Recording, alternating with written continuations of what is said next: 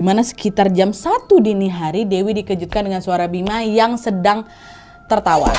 Waktu buka mata lagi-lagi Dewi melihat Bima dalam posisi lagi loncat-loncat di pinggir jendela, seolah-olah dia sedang bermain sama seseorang yang ada di luar jendela itu. Panik lagi Dewi kan, ditarik tangan Bima. Ya Allah, nak, kamu nih main sama siapa sih, nak? Ditengok ke jendela nggak ada orang memang. Wah, aduh, merinding. Nah, Bima yang merasa aktivitas mainnya sedang terganggu langsung menangis histeris, wah. Dan sepanjang malam itu dari jam 1 tuh Nadia Bima sama sekali nggak bisa ditenangkan. Dia terus-terusan menangis sambil matanya tetap melihat ke arah jendela. Apa nggak stres, wak, Dewi waktu itu? Karena terus mengalami kejanggalan secara berturut-turut. Akhirnya keesokan harinya Dewi pun balik lagi, wak, nelpon suaminya Mas Gazi.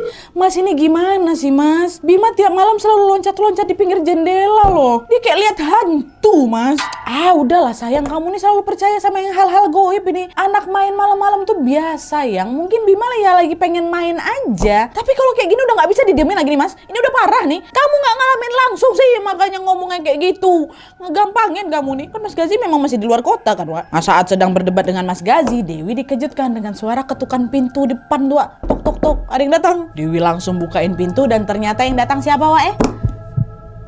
Pak Imam. Tanpa berbasa-basi di situ Pak Imam bilang, "Mbak, mohon maaf kemarin sore saya nggak sempat mampir karena saya ada urusan mendadak.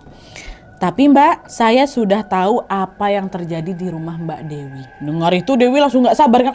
Jadi gimana, Pak? Gimana, ada apa di rumah saya nih? Tadi malam setelah saya sholat tahajud, saya diberikan petunjuk bahwa ada sosok makhluk bermata merah yang mengganggu keluarganya Mbak Dewi. Rinding aku. Dan sebenarnya mohon maaf ya Mbak ya, sosok ini sengaja dikirim seseorang untuk mencelakai suami Mbak, kata Pak Imam, Wak. Mendengar penjelasan Pak Imam langsung terkejut si Dewi, Wak. Pertama, ya, pada saat itu Dewi ini sama sekali belum cerita tentang makhluk bermata merah yang dilihat Raffi kepada siapapun. Tapi ternyata di sini Pak Imam udah tahu kalau memang ada sosok mata merah di situ. Terus yang kedua, Wak, Dewi ini juga tidak menyangka kalau ada orang yang sengaja mengirim teror itu untuk Mas Gazi. Dengan penuh keheranan Dewi balik lagi nanya sama Pak Imam, "Pak, bentar dulu Pak, suami saya ini bukan pejabat, bukan juga petinggi institusi.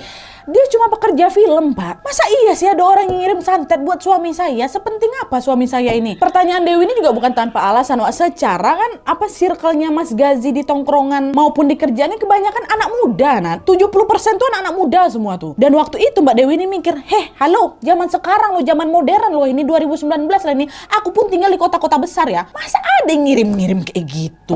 Itu pikir Mbak Dewi pertamanya, Wak. Nah, melihat Dewi yang kebingungan, Pak Imam bilang lagi, "Mbak, yang namanya orang nggak beriman pasti ada aja, Mbak, di mana-mana. Nggak kenal tempat orang-orang kayak gitu."